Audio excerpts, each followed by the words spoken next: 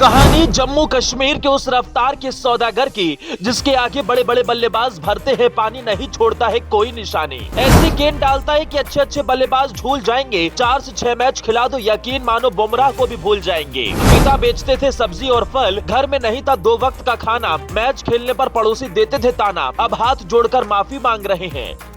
खरीदने के लिए भी नहीं थे पैसे, 17 साल तक नहीं कर पाए ट्रेनिंग, दोस्तों को फेंकता था गेंद, कहता था मार कर दिखाओ।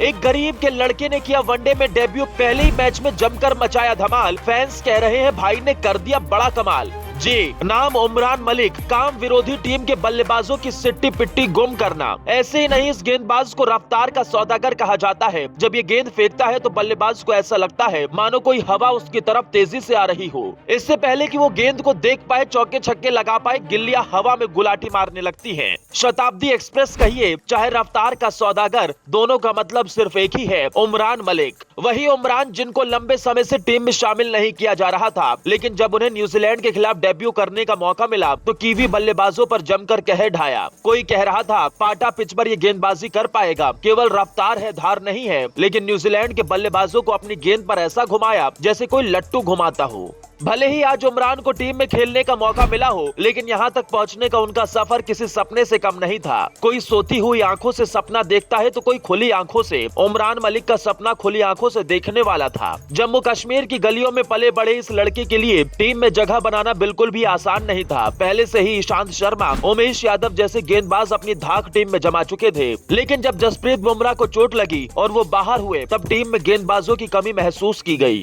खराब बॉलिंग का ही नतीजा था कि भारत को T20 वर्ल्ड कप में हार का सामना करना पड़ा। वर्ल्ड कप के बाद से ही टीम को ऐसे गेंदबाज की तलाश थी जो बल्लेबाजों पर कहर ढा पाए। यही वजह रही कि सिलेक्टर्स की पसंद उमरान मलिक बने। उमरान को जैसे ही मौका मिला, उन्होंने न्यूजीलैंड के बल्लेबाजों को घुटने पर ला दिया। 150 से भी ज्यादा स्पीड की गेंद डालकर कीवी बल्लेबाजों के होश उड़ा दिए। लेकिन इस मैच के बाद उमरान की आंखें तब भर आई जब उन्होंने अपने बचपन और अपनी गरीबी के दिन को याद किया। बता दें कि उमरान मलिक के पिता फल बेचते थे और मुश्किल से घर का खर्च चला पाते थे। ऐसे में उनके लिए किट और अच्छी गेंद खरीदना भी सपने के जैसा था। कहा जाता है कि 17 साल तक वो लेदर की गेंद से प्रैक्टिस नहीं कर पाए थे। उमरान गलियों में क्रिकेट खेलकर पैसा इकट्ठा करते थे और परिवार की मदद करते थे। हालांकि गरीबी को उमरान ने अपने करियर के बीच में नहीं आने दिया और खुद को मजबूत बनाने के लिए जमकर गेंदबाजी की प्रैक्टिस करते रहे। लेकिन उमरान की जिंदगी में उस वक्त सबसे बड़ा मोड़ आया जब 2017 में वो मौलाना अबुल कलाम स्टेडियम में वहाँ के जाने माने कोच रणधीर मनहास के पास पहुँचे। उस समय नेट्स में राज्य के अनुभवी बल्लेबाज जतिन वाधवन बैटिंग कर रहे थे।